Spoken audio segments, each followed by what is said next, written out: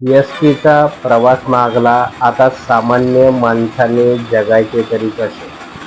तो एका गरीब शेतकऱ्याचा मुलगा रोज कॉलेजला जाण्यासाठी एसटीने प्रवास करतो. एक वृद्ध आई दर महिन्याला जिल्हा रुग्णालयात उपचारासाठी एसटीने जाते. एक मजूर सकाळी 6 वाजता बस पकडून शहरात कामासाठी जातो. त्यामुळे त्यांच्यासाठी एसटी ही फक्त बस नाही, तर ती त्यांच्या आयुष्याची जीवनरेषा आहे. पण आता याच जीवनरेषेवर 13.56% महागाईचं ओझं टाकण्यात आल्याचं आपल्याला दिसून येतं. मित्रांनो, प्रश्न फक्त तिकीट 10 ते 20 रुपये महाग झाल्याचा नाही, तर प्रश्न आहे सामान्य माणसाच्या खिशात उरलं तरी काय? तर मित्रांनो, नेमका निर्णय काय झालेला आहे तर ते बघूया आपण.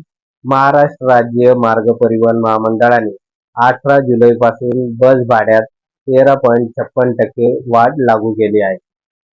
आता ही वाढ वाढलेल्या डिझेलच्या किमती, कर्मचारी भत्ते, टायर, स्पेअर पार्ट आणि देखभाल खर्चामुळे आवश्यक असल्याचे महामंडळाचे म्हणणे आहे. महाराष्ट्रातील 14,000हून अधिक बस आणि दररोज सुमारे 55 लाख प्रवासी असलेल्या या सेवेचा परिणाम लाखो नागरिकांवर आता होणार आहे. आता मित्रांनो, नेमके भाडेवाढ किती वाढणार आहे? चला तर काही उदाहरणे बघूया. जर तुमचं तिकीट या अगोदर 100 रुपये असेल तर त्याच्यामध्ये वाढ होऊन ती आता 114 रुपये होणार आहे. जर या अगोदर तुम्ही 200 रुपयाचं तिकीट फाडत असाल तर आता 227 रुपये लागणार आहे. आणि जर तुम्ही 500 रुपयाचं तिकीट देत होते तर आता तुम्हाला 568 रुपये मोजावे लागेल. म्हणजे मुंबई ते सातारा या अगोदर 498 रुपये तिकीट होतं, तर आता 555 रुपये तिकीट आपल्याला मोजावं लागेल. त्याचबरोबर मुंबई आणि सोलापूरचा जर विचार केला तर या अगोदर 705 रुपये होते, तर ते आता तुम्हाला 800 रुपये मोजावे लागणार. आता मित्रांनो, सरकारचं म्हणणं योग्य आहे काय? सरकार आणि महामंडळ नेमकं काय सांगत आहे? तर बघा, डिझेल महागला आहे, कर्मचारी खर्च वाढला आहे, बसची देखभाल महाग झाली आहे, म्हणून भाडेवाढ अपरिहार्य होती, असा युक्तिवाद महामंडळाकडून केला जातो. कारण इंधन, सुटे भाग आणि परिचालन खर्च वाढला तर सार्वजनिक वाहतूक चालवणे महाग होते. पण इथेच सर्वात मोठा प्रश्न निर्माण होतो की प्रत्येक आर्थिक अडचणीचे उत्तर सामान्य माणसाच्या खिशातूनच का काढलं जाते? हा मोठा प्रश्न आहे. आता 13.56% भाडेवाढ, पण सामान्य माणसाच्या खिशावर नेमका किती परिणाम होणार? आता काही लोक म्हणतात की अरे 10 ते 20 रुपये तर वाढले आहेत, पण ज्यांच्या घरात महिन्याचा खर्च अगदी काटकसरीने चालतो त्यांच्यासाठी हे फक्त 10 ते 20 रुपये नसतात, तर महिन्याच्या बजेटमधील आणखी एक तुटीची रक्कम असते. मित्रांनो, कल्पना करा, गडचिरोली जिल्ह्यातील एका गावात राहणारा विद्यार्थी रोज एसटीने कॉलेजला जातो. त्याचे एका दिवसाचं ये जा करण्याचं जे काही भाडं आहे तर ते अगोदर 100 रुपये होतं. 13.56% वाढीनंतर ते जवळपास रुपये 114 होतं. म्हणजे दिवसाला 14 रुपये जास्त, महिन्यात 25 दिवस कॉलेज तर 350 रुपये अतिरिक्त भार पडणार आहे. आणि त्यामुळे वर्षभरात जवळपास 4,000 पेक्षा जास्त अतिरिक्त खर्च वाढणार आहे. आता प्रश्न असा आहे, ही रक्कम श्रीमंत कुटुंबासाठी कदाचित फार मोठी नसेल, पण गरीब शेतकऱ्यांच्या मुलांसाठी ही रक्कम म्हणजे 1 महिन्याच्या पुस्तकाचा खर्च होईल, परीक्षेची फी किंवा संपूर्ण वर्षभराचा इंटरनेट रिचार्ज होईल. मित्रांनो, आता एका कामगाराचा विचार करूया. तो रोज 40-50 किलोमीटर प्रवास करून कामावर जातो. पूर्वी महिन्याचा प्रवास खर्च 3,000 रुपये होता. आता 13.56% वाढीनंतर साधारणतः 3,400 रुपये, म्हणजे महिन्याला 400 रुपये जास्त, आणि वर्षभरात सुमारे 4,800 रुपये. हे 4,800 म्हणजे एका गरीब कुटुंबासाठी दिवाळीचा खर्च होईल. किंवा मुलांच्या शाळेच्या गणवेशाचा खर्च. मित्रांनो, अजून एक शेतकऱ्याचं उदाहरण बघूया की शेतकरी आठवड्यातून 2 वेळा बाजार समितीत जातो. कधी स्वतः, कधी कुटुंबातील सदस्य. एसटीचं भाडं वाढलं म्हणजे बाजारात जाण्याचा खर्च वाढला आणि उत्पन्न मात्र तेवढ्या वेगाने वाढत नाही. हा प्रश्न प्रत्येक शेतकऱ्याला पडणार आहे. रुग्ण आणि ज्येष्ठ नागरिक. एक वृद्ध महिला दर महिन्याला उपचारासाठी जिल्हा रुग्णालयात जाते. प्रत्येक प्रवास आता थोडा महाग, औषध आधीच महाग झालेलं आहे, चाचण्या आधीच महाग झालेल्या आहे आणि आता प्रवासही महागलेला आहे. त्यामुळे मित्रांनो, अनेक कुटुंबासाठी हा अतिरिक्त खर्च लहान वाटत असला तरी महिन्याच्या शेवटी तो जाणवतो. आता मित्रांनो, महागाई फक्त एसटी मध्येच नाही, तर आज दूध महाग झालेलं आहे, गॅस महाग आहे, वीज महाग आहे, शिक्षण महाग आहे, आरोग्य महागलंय, घर भाडं महाग झालंय आणि आता एसटीचा प्रवासही महाग झालेला आहे.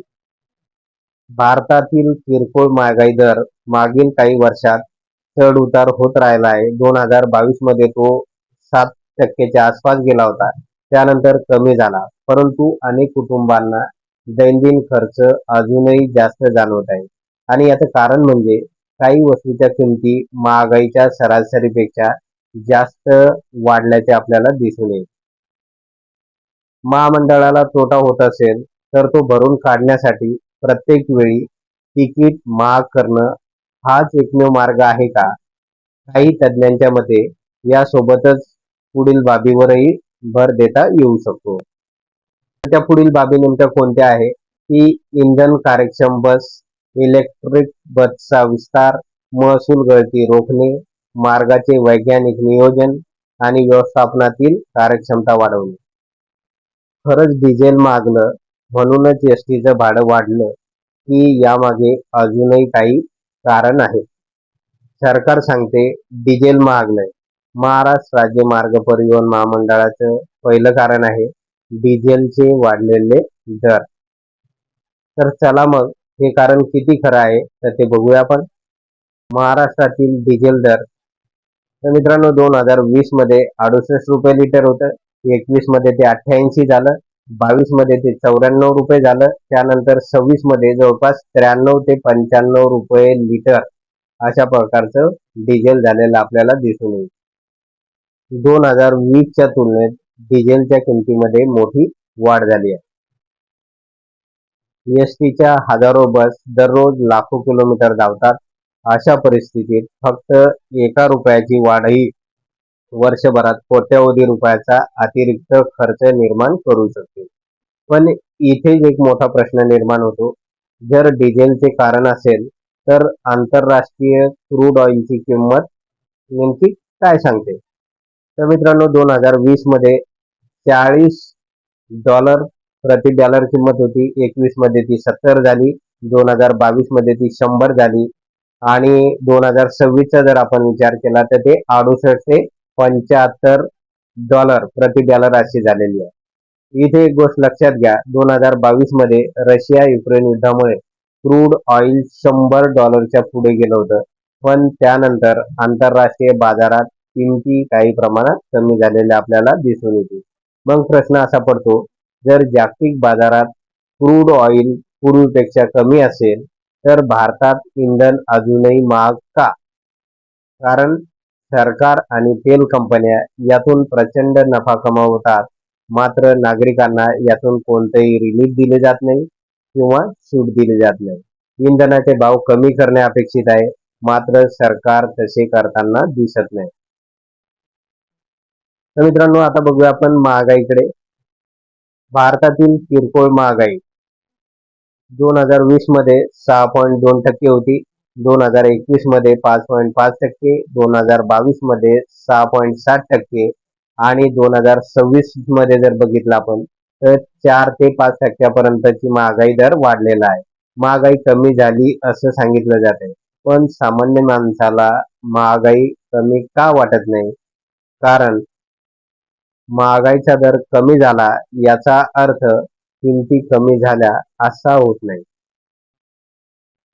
याचा अर्थ किमती वाढण्याचा जो काही वेग आहे तर तो कमी झालेला आहे. म्हणजे दूध अजूनही महाग आहे, गॅस अजूनही महाग आहे, औषध अजूनही महाग आहे आणि आता एसटीचं तिकीट सुद्धा महाग झालं आहे. तर मित्रांनो, आता बघूया आपण की MSRTC खरंच तोट्यात आहे का? तर या प्रश्नाचं उत्तर हो आहे.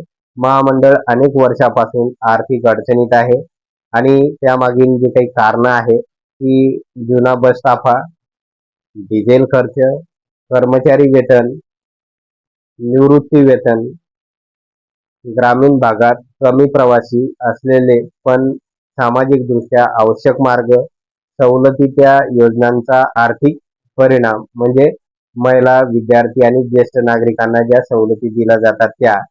इथे एक गोष्ट लक्षात ठेवली पाहिजे की एसटी फक्त नफा कमवणारी कंपनी नाही, ती महाराष्ट्राची सामाजिक जबाबदारी आहे.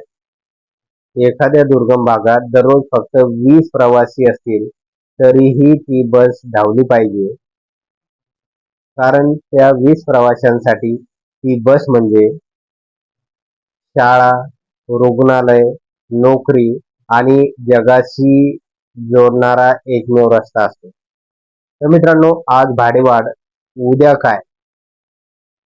एसटी डेपोचा पुनर्विकास, संधी की धोका? आता एक असा विषय आहे ज्याची चर्चा अजूनही अनेक ठिकाणी सुरू आहे आणि तो म्हणजे एसटी डेपोच्या जागांचा पुनर्विकास आणि सार्वजनिक व खाजगी भागीदारी, ज्याला आपण PPP मॉडेल असं म्हणतो. आता समर्थक काय म्हणतात, जर डेपोच्या जागेवर व्यापारी संकुल उभारली तर महामंडळाला कायमस्वरूपी उत्पन्न मिळेल, नवीन बसस्थानक उभे राहतील, प्रवाशांना चांगल्या सुविधा मिळतील. पण दुसरी बाजूही आहे, सामान्य माणसाची भीती. जर उद्या नफा सर्वात मोठा निकष ठरला तर ग्रामीण भागातील कमी उत्पन्न देणाऱ्या मार्गाचं काय होईल?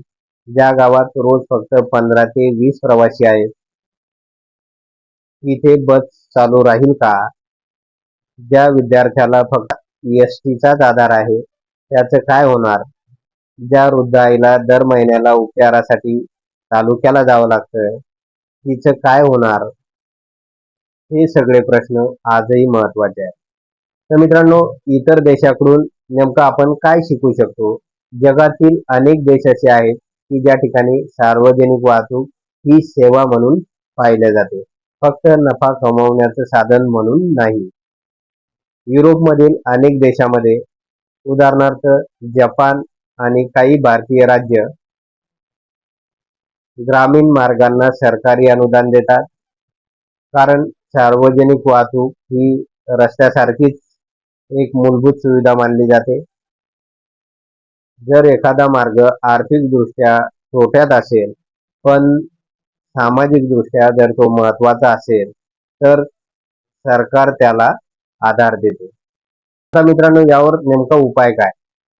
फक्त भाडेवाढ हा एकमेव पर्याय आहे का? कदाचित नाही. तर यासाठी काय करावे की इंधनावर विशेष अनुदान द्यायला हवं, इलेक्ट्रिक बसचा विस्तार करायला हवा, आधुनिक तंत्रज्ञानामुळे इंधन बचत होते, महसूल गळती रोखणे, रिकाम्या फेऱ्या कमी करणे आणि डेपोच्या जागांचा विकास करताना सार्वजनिक मालकी कायम ठेवणे. त्याचबरोबर ग्रामीण मार्गासाठी स्वतंत्र आर्थिक मदत देणे. मित्रांनो, एसटी म्हणजे फक्त लाल रंगाची बस नाही, ही एका गरीब विद्यार्थ्याचं स्वप्न आहे. ही शेतकऱ्यांच्या कष्टाचा साथीदार आहे. ही आईच्या उपचारासाठी जाणारा शेवटचा आधार आहे. ही रोजंदारी कामगारांच्या उद्याची आशा आहे. ही गावाला शहराशी जोडणारा धागा आहे. आज 13.56% भाडेवाढ झाली आहे. उद्या कदाचित आणखी एखादा निर्णय होईल. पण प्रश्न फक्त भाड्याचा नाही, प्रश्न आहे सामान्य माणसाच्या आयुष्याचा. महामंडळ आर्थिक अडचणीत आहे हे वास्तव आहे. डिझेल महाग आहे हेही वास्तव आहे. पण सामान्य माणूसही आज प्रचंड आर्थिक तणावाखाली जीवन जगताना आपल्याला दिसून येतो, हेही तितकंच वास्तव आहे. म्हणून धोरण ठरवताना फक्त ताळेबंद नाही, तर शेतकऱ्यांच्या खिशाचाही विचार झाला पाहिजे. विद्यार्थ्यांच्या फीचाही विचार झाला पाहिजे. रुग्णांच्या प्रवासाचाही विचार झाला पाहिजे आणि ग्रामीण महाराष्ट्राच्या भवितव्याचाही विचार झाला पाहिजे. तर मित्रांनो, तुमच्या मते 13.56% भाडेवाढ अपरिहार्य होती का, की सरकारने दुसरा पर्याय शोधायला हवा होता? आणि सार्वजनिक वाहतूक ही सेवा राहिली पाहिजे की ती नफ्याच्या गणितावर चालली पाहिजे? तर तुमचं मत खाली कॉमेंट्समध्ये नक्की लिहा. आणि हा व्हिडिओ आवडला असेल तर व्हिडिओला लाईक करा, चॅनलला सबस्क्राईब करा आणि हा व्हिडिओ जास्तीत जास्त लोकांपर्यंत शेअर करा. धन्यवाद.